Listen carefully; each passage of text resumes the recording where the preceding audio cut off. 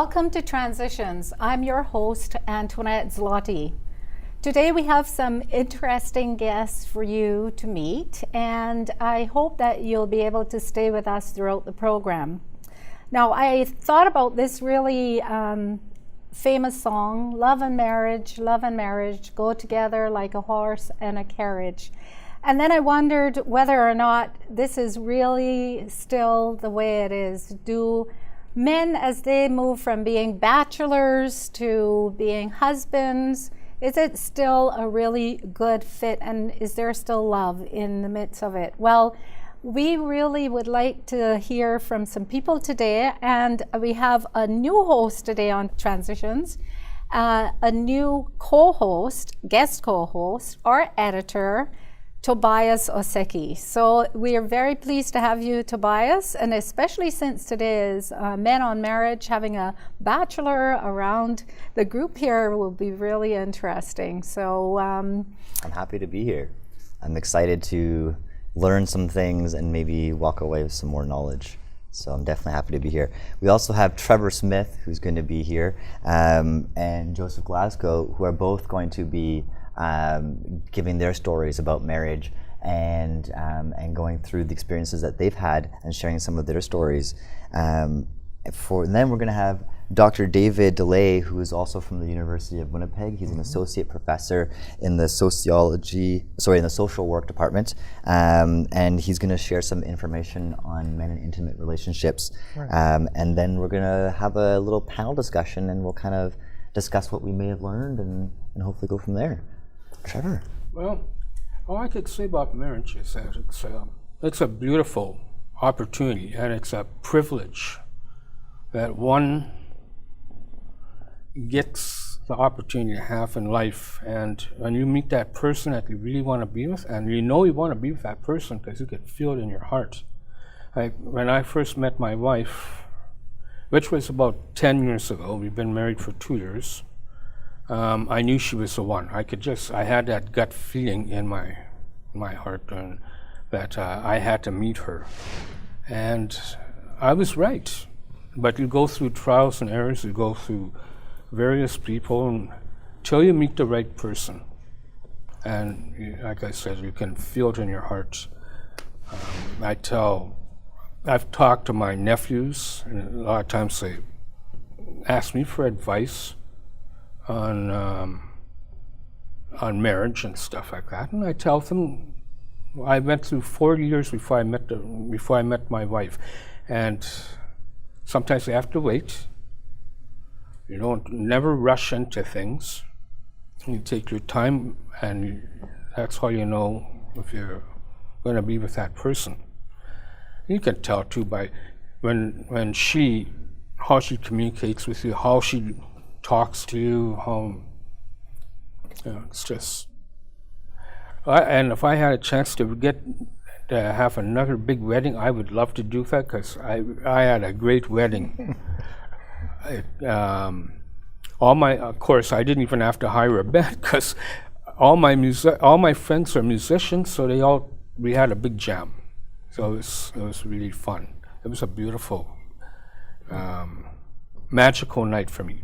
I watched Titanic before I got married. I watched Titanic and I thought to myself, geez, I wish I could have a magical night like that, or a magical time in my life and it happened.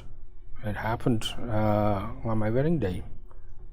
And I'll never forget that. That was the biggest part of my life. And a lot of family, a lot of friends. I did in our church right downtown here. And then we had our big reception at Canadians Polo Park. So you guys didn't have kids. So when you met your future wife, how long had you been dating or going out, or was there any kind of initial courtship? Well, we've been going out for about 10 years. We were common law for 10 years. 10 years we've been common law, which is almost like being married, except you don't have the papers. But then we decided, well, if we're going to make this stick, then I want to do it right and have it done through the church, and then have our certificate of marriage. Yeah, so we've been together for 10 years and married 2 years. Yeah. And I just love my life. Each morning when I wake up, I always tell my wife, I just feel like I'm still in my honeymoon stage yet. I just feel like we were married yesterday. And I don't know what more I can say other than that. It's just that I'm just so happy when I get up and see service meet. Did you guys have kids at all? Have you guys? Well, no. She had 2 sons, who's now my stepsons, naturally. And we're medical foster parents, so we also have foster children, little ones. So. Well, thank you very much for that. I appreciate it very much, Trevor. Is there anything that you want to say? Well, my story is a little bit different from Trevor's, in that my wife and I met in high school, and we remained friends throughout high school until we graduated. Following graduation, I left Trinidad and went to England to study. And we kept in touch with each other during that period of time. I could remember before I left, her dad had said to me, I told her dad, I'll be back in 3 years. He didn't know why I would have said that, but my intentions were to get married to his daughter. And we remained friends. We were corresponding with each other on a regular basis. But as you know, at that time, in the early 60s, we didn't have the kind of communication that we have now. You could Twitter now, and you have emails and these type of things. We had to use the phone, which was very expensive, to call from Trinidad to England or from England to Trinidad. We used to write each other letters all the time, and these letters would take sometimes as long as a month to get to you. So it reached the point where we were writing automatically every 2 weeks so that we get a letter back. And this continued for the 3 years while I was in England. And at the end of 3 years, I did return to Trinidad to get engaged. And we got engaged, and we realized that the love was still there, the feeling for each other was still there. Her family were real supportive on both sides of the relationship. And I returned to England, but I didn't have a plan as to where do I go from here, And I followed about 3 weeks after I returned to England, I got an offer of a job. I applied for a job in Canada and got an offer, and decided to come out to Canada here, and ended up in a place called Portage la Prairie. While in Portage la Prairie, we had set a date for our wedding, and I returned home 6 months after my arrival here to get married. The difference between Trevor and I here is that when my wife returned to Canada, she lost contact, or she not lost contact, but the support that she had all these years with her parents and her sisters, she didn't have that. We didn't know very many people there. But we did meet one wonderful couple. And I told her I was going to call her name, and that is the Jameses, Norma and Randy James. And they sort of took us under their wings, and they sort of guided us. I could remember my wife, Norma, calling my wife into the room and saying, "Look, this is what you wear in winter time, this is what you wear in summertime." She didn't have a clue as to what Canada was all about. But these are the people that lend us a lot of support, and we give us advice, and it continued like that throughout our relationship with these family. And up to today, they are still very close friends of us. We seek advice from them. They give us advice. We were able to make good friends with a number of people who were there for us. There are some. After we left Portage to Brandon to attend college, we came back to Winnipeg. We did not have children during the first 3 years of our marriage. because I was one of those from the old school. Look, you have to, your parents used to say to you, before you start to have children, you have to have a house and you have to have a shelter. And this was stayed with me. So we bought a house when we left Brandon, and we had, a year later, we had our first child. And that was, again, another experience for my wife in terms of adjusting. She, again, we had met some friends in Winnipeg who were supportive of her again.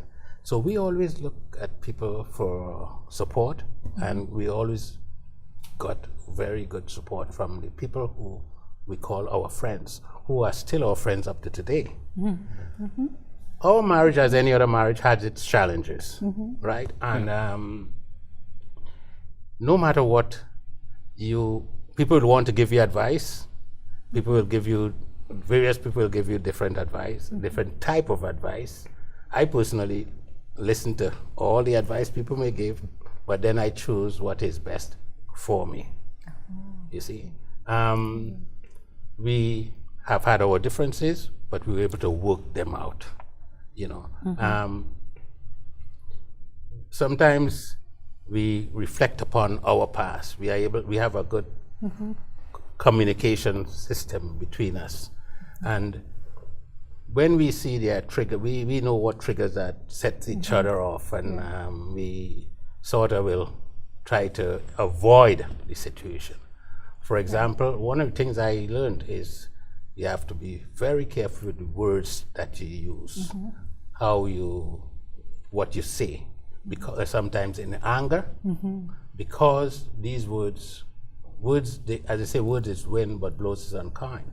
But words that you say, sometimes you cannot take them back, or you wish you can take them back, but you cannot. And they could be just as painful as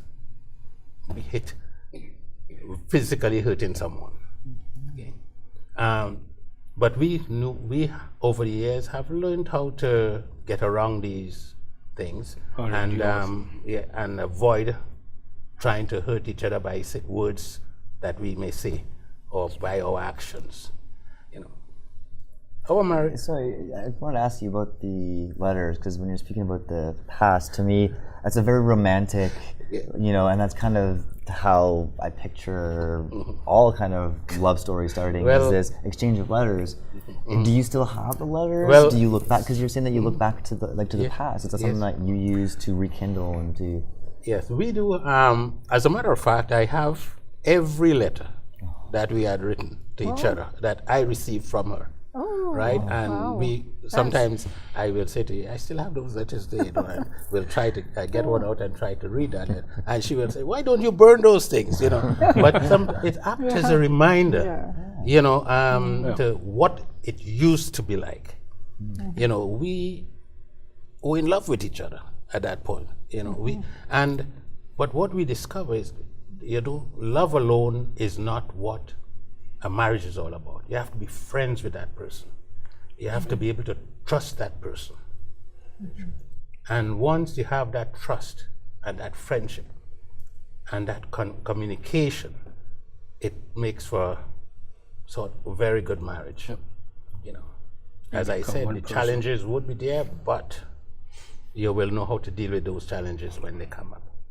We agree to disagree on many. We agree to disagree on many things. Yes. But in general, I would say marriage is something that I will recommend to anyone. I'm from the old school. There's nothing wrong with that. That's great. Yeah. That's wonderful. And actually, when I looked at some art that was done by Danielle Friesen, and she contributed all the art to the set in this series, Series D.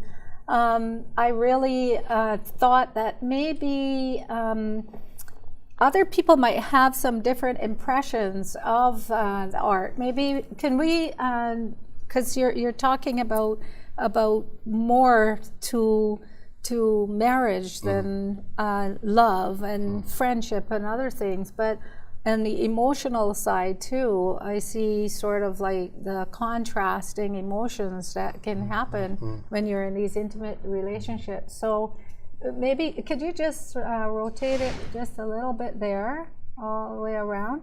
And I'm interested in hearing from you, David. Sure.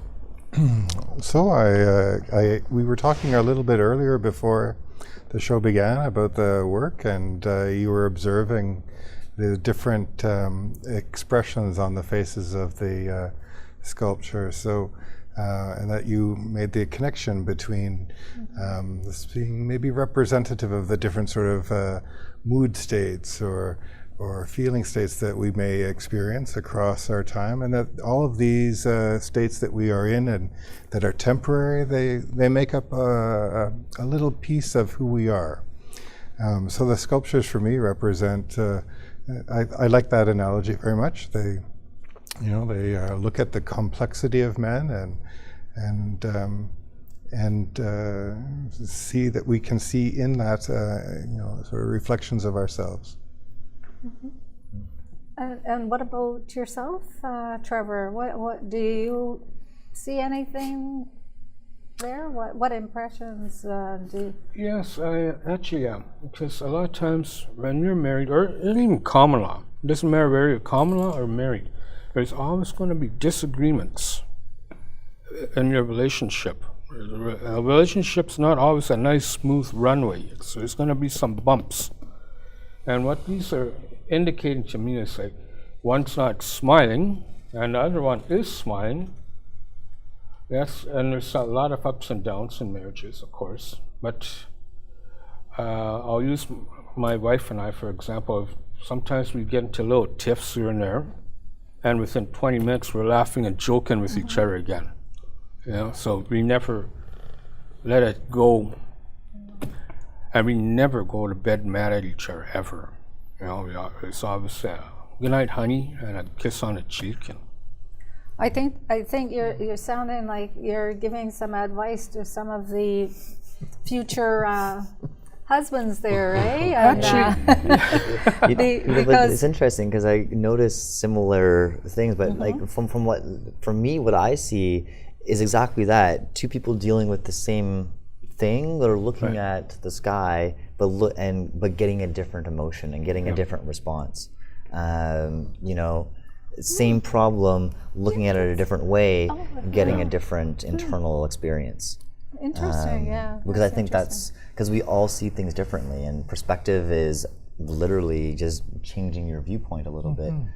And now you've got something new, and I think that's interesting that they're both facing away from each other and not even looking in the same direction. Is like, they could be even standing back to back, and then that kind of whole. So to me,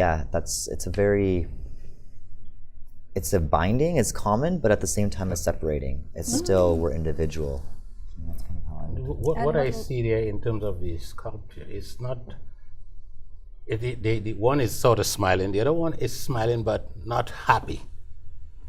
And if you notice, for example, he's not happy, but he sort of has a little smile on his face. In a relationship or in a marriage, not every day will be the same. There are days when you'd find that you might come from work, or your wife might come from work, and they are just, because of an incident at work or not having a good day, they will be upset. And you might be, well, what's wrong? Why are you so crabby today? But then you have to understand that if there's a good relationship between the both of you, she will say, look, honey, this is the reason why I'm upset. So don't worry about me. In some cases, that could be the trigger for a big blow up. Depends upon how you deal with it. Come home, because if she's upset, she didn't make any supper for you. So instead of you making it for yourself, you say, why didn't you make supper? Where's my supper? And so that's an interesting, and that's something I wanted to ask the people that are married, because I don't have that experience. Is there something that you found was the foundation before that relationship? Was there a friendship that led to, is there something that you go back to? Because there's going to be those times when that paper, you're looking at it and you want to burn it. What you know, is there something that you fall back to that is like, that's my... In my case, we were friends, and we were very, very good friends. And I was not only a friend of hers, but a friend of the family. That's where I used to spend on my Saturday evenings, hanging with that family, getting to know them. We knew each other very well. The family knew me very well, you know, and there was that trust, and you know, and the father in particular, he would have done anything for me, you know. And when sometimes the going get rough, as they say, you reflect upon the good days, those days, and why are we married? Why are we together? It's because of that. I wonder if you were going to talk about Dr. DeLay's exactly work, where I because was that's a gonna go. good, That's yes, exactly where I was that's heading to great. next. I was Yeah, gonna say, that's Doc, wonderful. Go ahead. Yeah. Well, so I do some research work with men around their relationships with their partners. Most of my work has been with men who are in relationships with women, but I can comment more broadly about men in relationships of intimacy, whether it be with other men or with women. Generally, folks come into relationships with a lot of hopes. They have a kindness that they want to share with another person, and so many relationships begin with all the best of intentions and a desire to be good. And sometimes life deals us some difficult circumstance, and people's reaction to those circumstances can play out in their closest relationship, in their intimate partnership.